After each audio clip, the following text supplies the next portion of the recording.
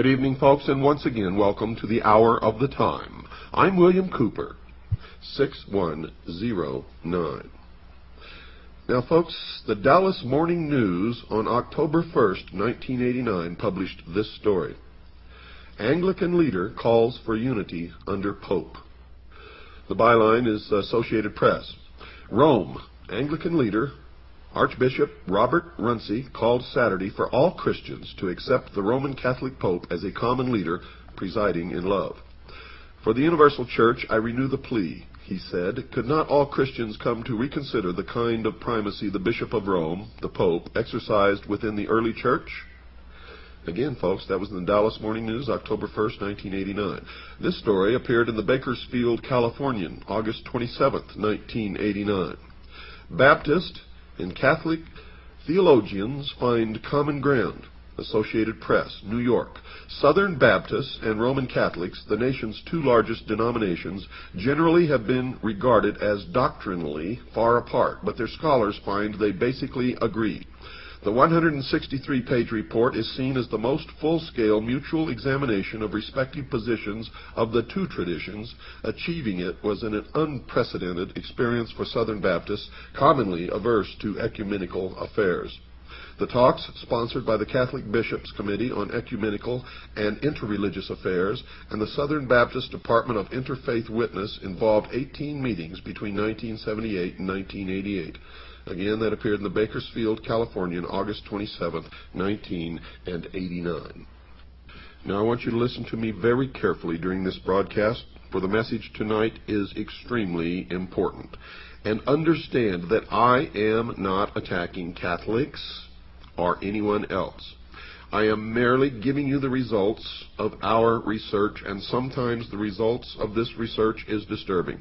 It shows how we've been misled and deceived over hundreds and sometimes thousands of years. You see, folks, more wars have been fought and more blood has been shed in the name of religion than any other cause, perhaps all other causes.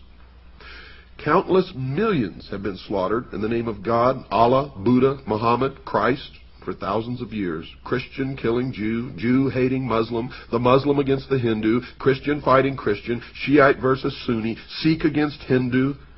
Endless rivers of blood supposedly shed to rid the world of evil men and make way for peace. And of course, it never happens. And that's what they say about this New World Order, that it's going to rid the world of evil men and make way for 1,000 years of peace. Well, is it possible for people of varied faiths and cultures to live at peace in this world? When one considers the fragmentation and division even among Christians, or the never-ending conflict between Palestinian and Jew, prospects for peace seem very, very dim. Some, aware of the dark record of history, would abolish all religion. Some would combine all religion, as is the intent in the New World Order, and anyone who refused will simply be exterminated. Today, something unmatched in history is taking place. Leading statesmen and religious leaders are proposing a new world order, a plan that many sincerely believe can bring peace on earth. A unity is envisioned that will transcend instinctive barriers that have long separated cultures and religions.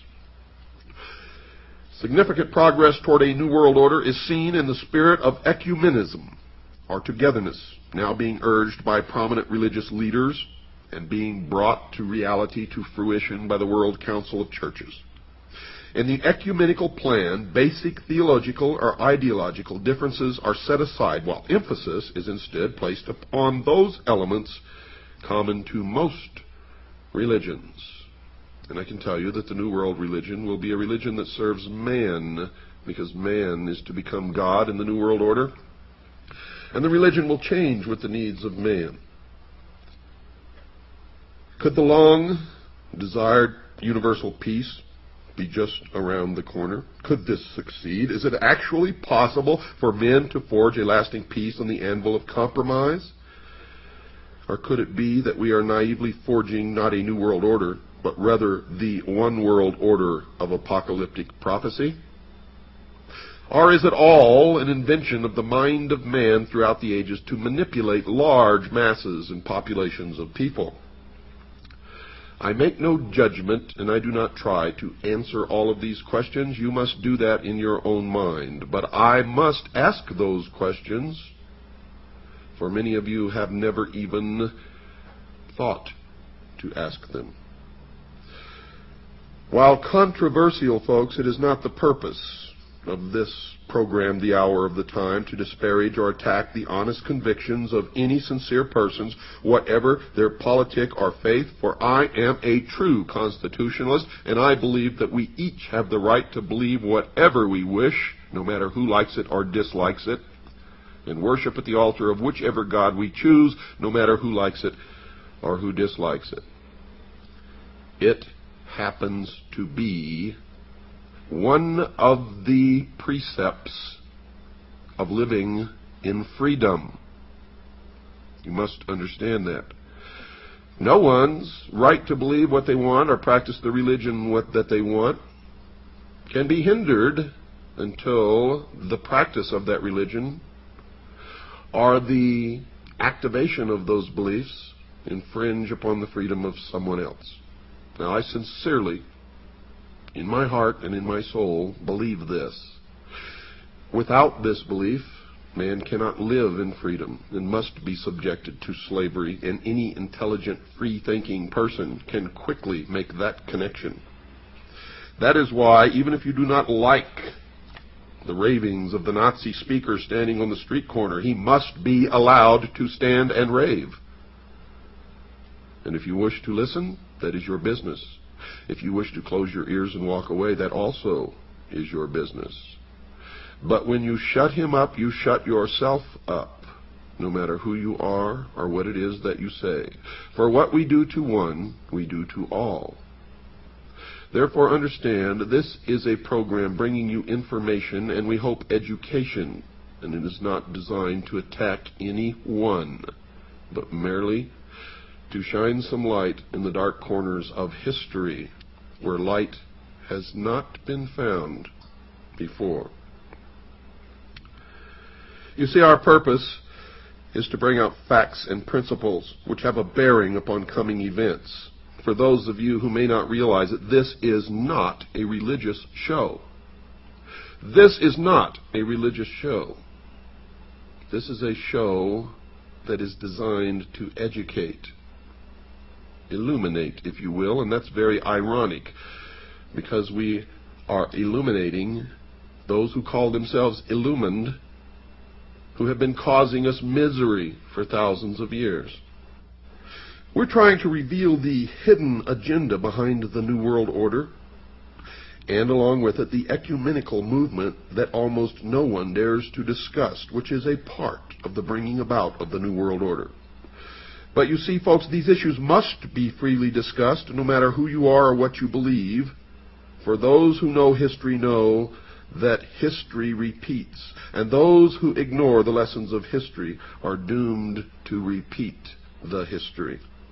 As Winston Churchill once observed, folks, the farther backward you can look, the farther forward you can see. And that is really the secret why my predictions have been so accurate that at this moment I am the most successful and accurate prophet on the face of this earth. But I'm not really a prophet, I'm a messenger. And they're not prophecy that I give you, they're predictions based upon actual study, research of history, and of the plan of those who call themselves the guardians of the secrets of the ages, the practicers of that religion called Mystery Babylon.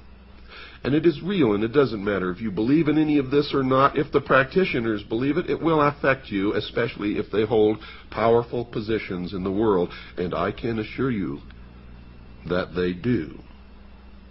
So this is not a religious program, folks. It just happens to be true that the New World Order